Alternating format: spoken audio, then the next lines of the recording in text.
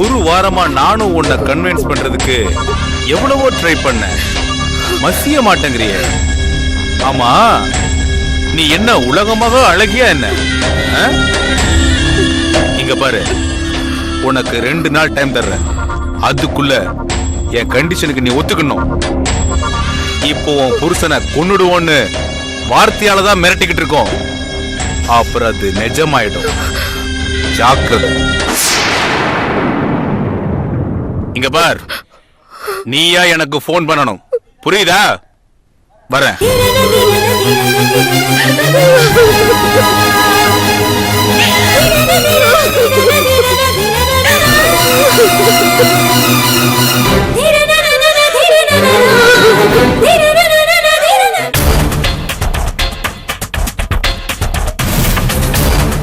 இது ரெண்டையும் அனுப்புனது யாருன்னு உங்களுக்கு தெரியாது? தெரியாது. எப்போ இது வந்தது? 2 நாள் ஆச்சு. இங்க பாருங்க மிஸ்டர் மது, இந்த லெட்டரையும் சரி இந்த புஸ்தகத்தையும் சரி நான் பொறுப்படுத்தவே இல்லை. யாரோ என் கூட விளையாடுறாங்கன்னு மட்டும் எனக்கு நல்லா புரியுது. இந்த விஷயத்துல வசந்தி தான் கொஞ்சம் பயந்து போயிருக்கா. இது ஒரு வகையான கொலை மிரட்டல்னு சொல்றான். உங்க ஃப்ரெண்ட் சொல்றது சரிதான். இது அப்படிதான் இருக்கு. எனக்கு கூட அப்படி தோணல. எந்த ஒரு விஷயத்தையுமே நம்ம விளையாட்டா எடுத்துக்கூடாது. இது வெளியில இருந்து பார்க்க விளையாட்டா இருந்தாலும் உள்ள பெரிய விபரீதம் இருக்கு. என்ன விபரீதம்? என்னோட உயிரை காபத்துன்னு சொல்றீங்களா? வரலான்னு சொல்றாரு.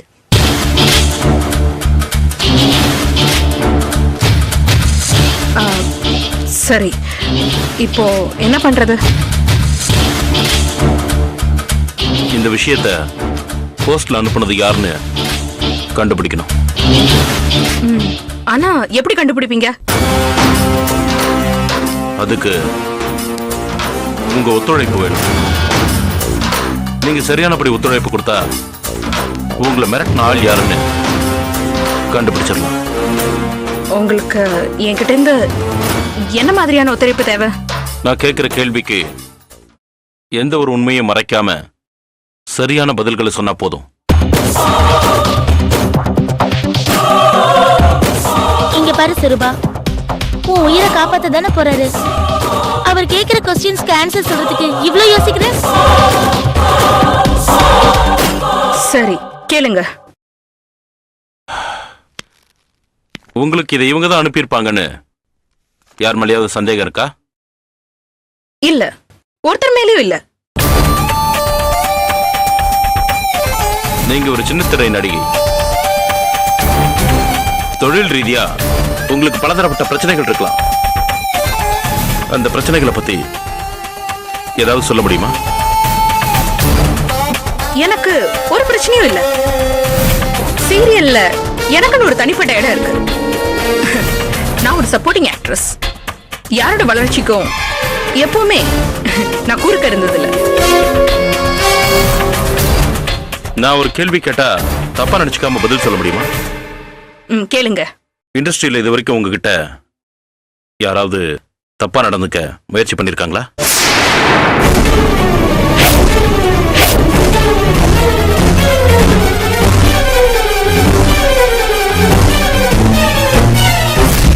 இது வரைக்கும் ஒருத்தர் கூட என்ன இண்டஸ்ட்ரியில தப்பா பார்த்ததில்ல. எல்லாருக்குமே நான் ஒரு நெருப்புன்னு இருக்கிறத நல்லாவே தெரியும். ஓகே, உங்க ஃபேமிலி பத்தி சொல்ல முடியுமா? கண்டிப்பா சொல்லுமா? சொன்னா பரவாயில்ல. ஏன்னா எந்த ஒரு இண்டு இடுக்குலையாவது உண்மை சிக்கிக்கிட்டு இருக்கலாமே. அது உங்க கண்ணுக்கு தெரியாது. எங்க மாதிரியான உங்க கண்ணுக்கு பளிச்சுன்னு அந்த உண்மைகள் தெரியும். என்னோட சொந்த ஊர் பண்ருட்டி. சின்ன வயசுல நான் அப்பா அம்மாவை இழந்துட்டேன். காப்பகத்துல தான் வளர்ந்தேன். ஒரு தடவை எங்க காப்பகத்துல ஒரு ஃபங்க்ஷன் ஒண்ணுல டிவி சீரியல் தயாரிப்பாளர் ஒருத்தர் கலந்துக்கிட்டாரு. அவர் என்னை பார்த்துட்டு இந்த பொண்ணு அழகா இருக்கேன்னு அவர் எடுக்கிற ஒரு சீரியல்ல எனக்கு ஒரு சின்ன வாய்ப்பு கொடுத்தாரு. அங்கிருந்து வாய்ப்புகள் எனக்கு தொடர்ச்சியா வர ஆரம்பிச்சது. நானும் அதை கரெக்டா பயன்படுத்திட்டேன். அப்ப உங்களுக்குன்னு வேற யாரும் சொந்தங்கள் இல்லையா? இல்ல இவ மட்டும்தான் எனக்குன்னு எல்லாவுமா இருக்கா.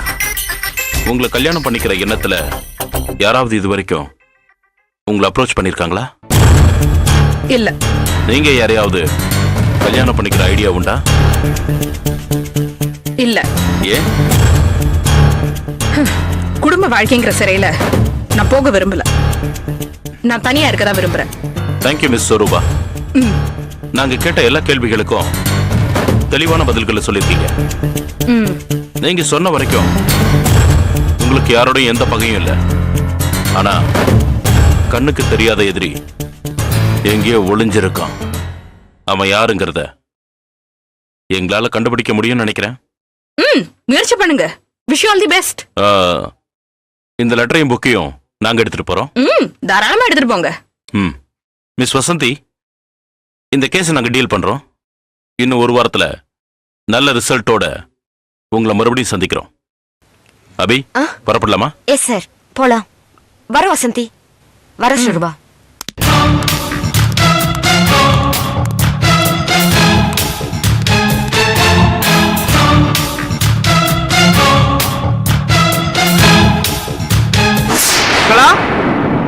ராஜா, அம்மா எப்பமா வந்தீங்க? இப்பதான்ப்பா வந்த.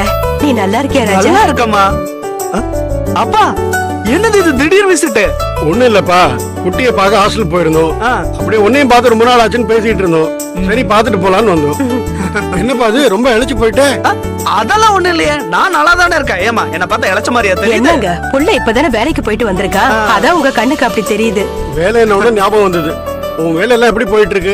ஃபைன், நல்லபடியா போயிட்டு இருக்கு. என்னங்க